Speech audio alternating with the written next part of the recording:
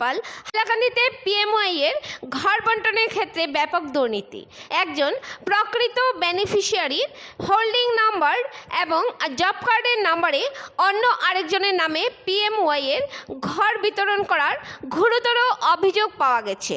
এই বৃহৎ কেলেঙ্কারি সংগঠিত হয়েছে হাইলাকান্দি জেলার নিতাইনগর জিপিতে।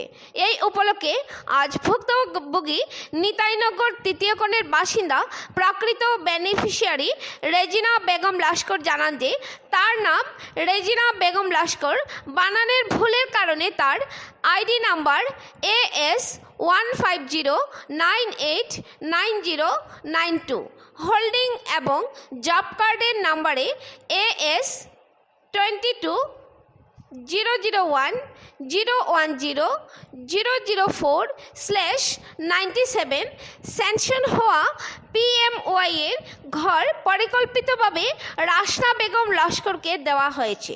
তিনি ক্ষোভের সঙ্গে জানান যে এই বিষয়ে তিনি গাঁও পঞ্চায়েত কোঅর্ডিনেটরকে অভিযোগ জানিয়ে কোনো সদুত্তর পাননি।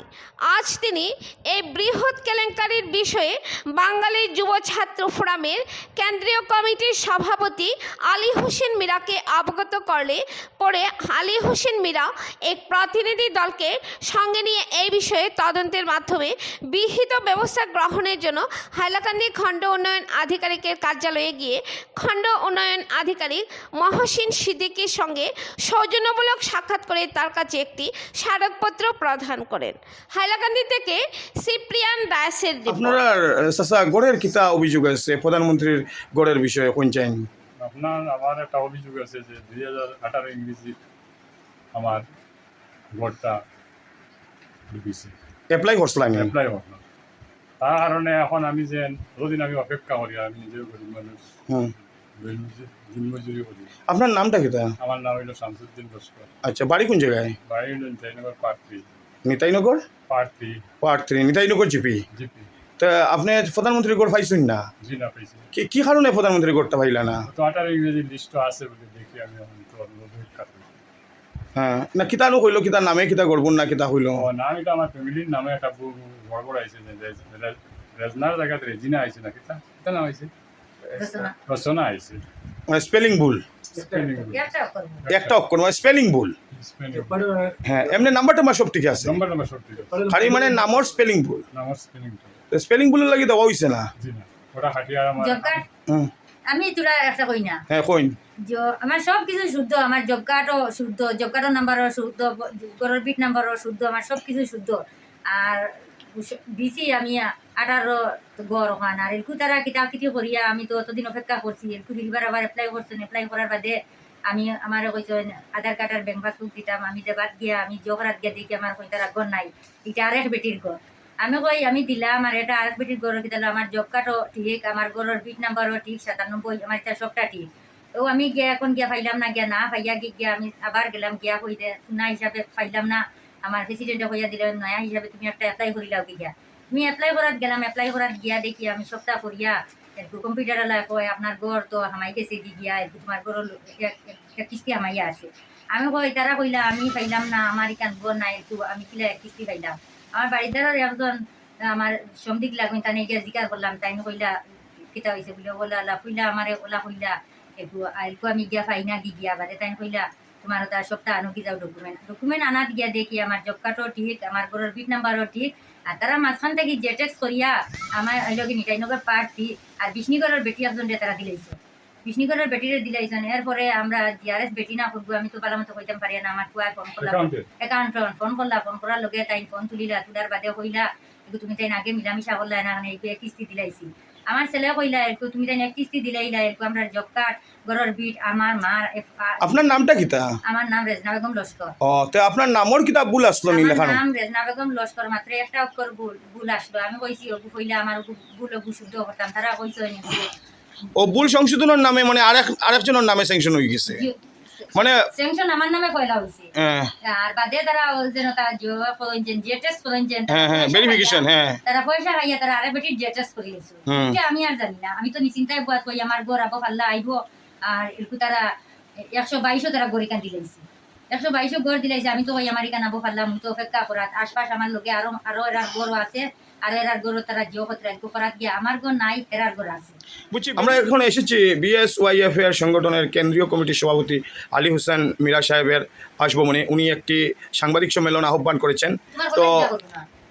আলী ভাই, আপনি যে আজকে একটা সাংবাদিক সম্মেলন আহ্বান করেছেন, এই সাংবাদিক সম্মেলনে আহ্বান করার কারণটা কি, দুই চারটি কথার মাধ্যমে অবগত। ধন্যবাদ।